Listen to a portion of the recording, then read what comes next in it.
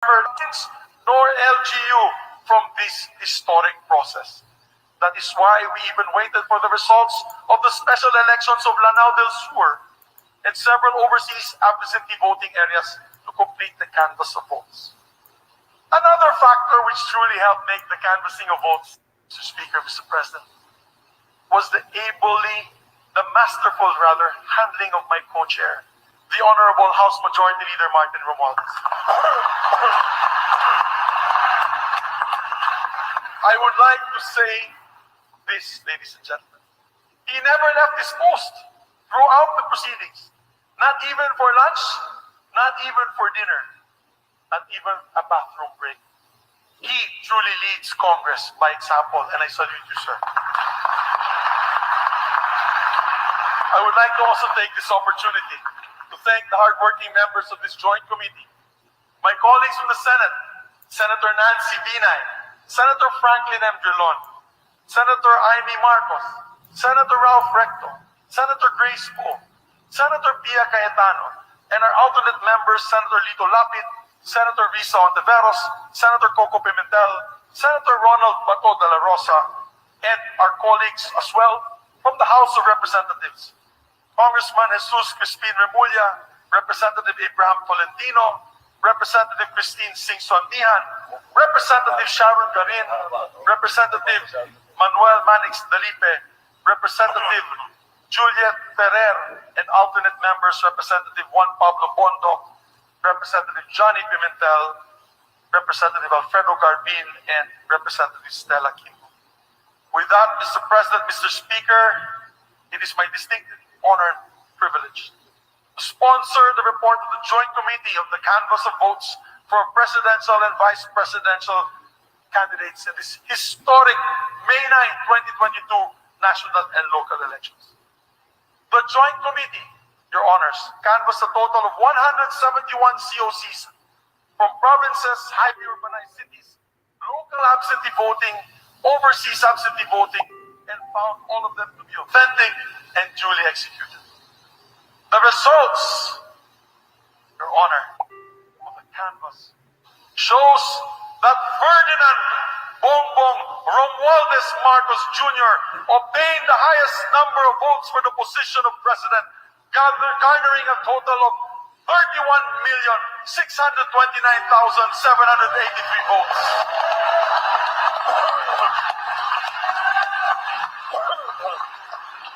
With a lead of 16,594,010 votes over the second placer.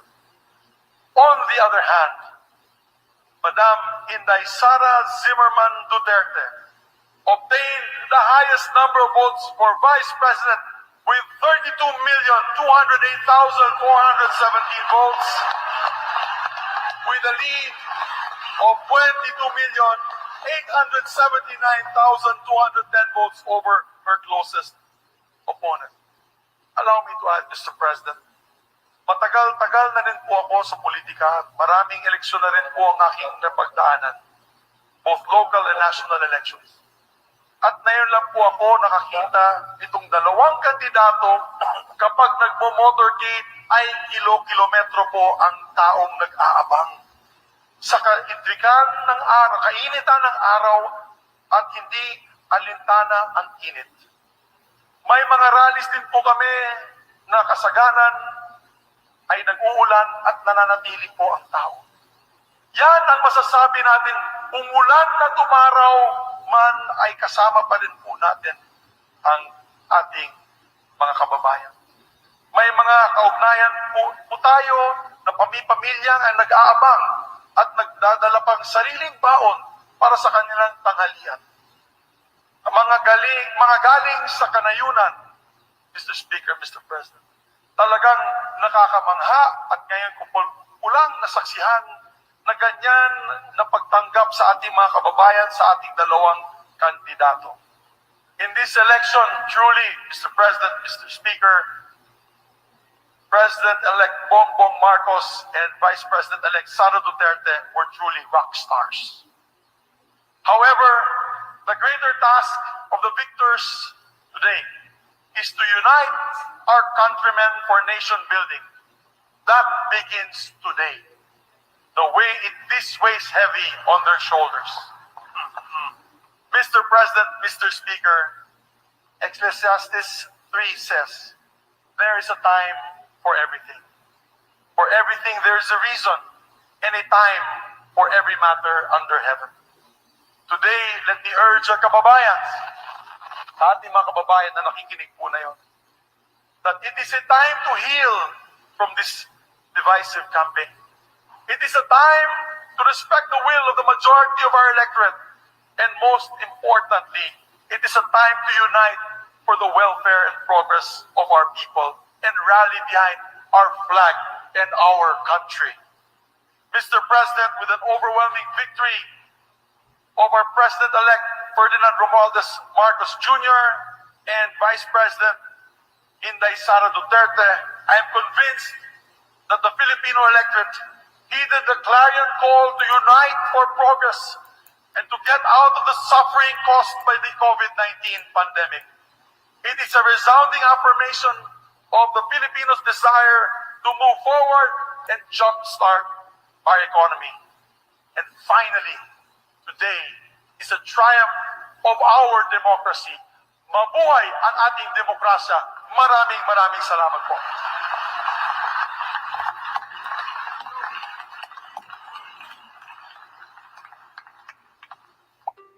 The Majority Leader of the House of Representatives is recognized. Mr. Speaker, may I be recognized to sponsor the report of the Joint Committee. The Majority Leader and Chairperson of the House Panel of the Joint Committees is recognized to deliver the sponsorship speech.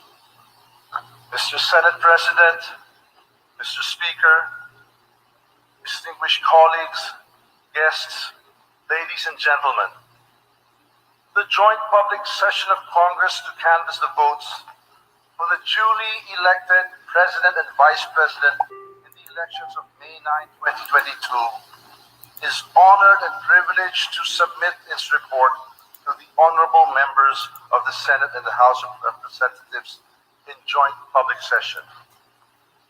Pursuant to the constitutional mandate of Congress and the instruction of the joint session of Congress, the Joint Committee convened on May 24, 2022 to canvass and tally the votes for the President and the Vice President. After just a day of canvassing, the task had been completed and we were set to proclaim the duly elected President and Vice President of the Republic of the Philippines. The proceedings of the 2022 joint public session has been the fastest canvassing of presidential and vice president elections results in the country since it adopted the automated election system. Foremost, due recognition must be given to the members of the Joint Committee who work round the clock to canvass the votes in order to proclaim the winners in the soonest possible time without sacrificing accuracy and fairness.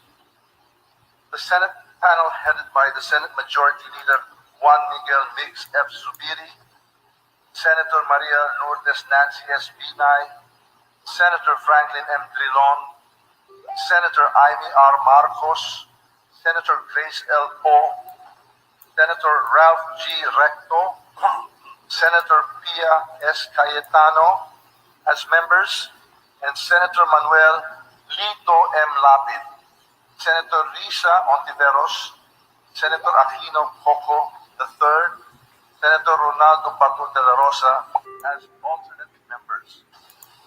Likewise, we also take note of the diligence of the members of the House panel. Representative Jesus Crispin C. Remulla, Representative Abraham Bambol N. Tolentino, Representative Christine Simpson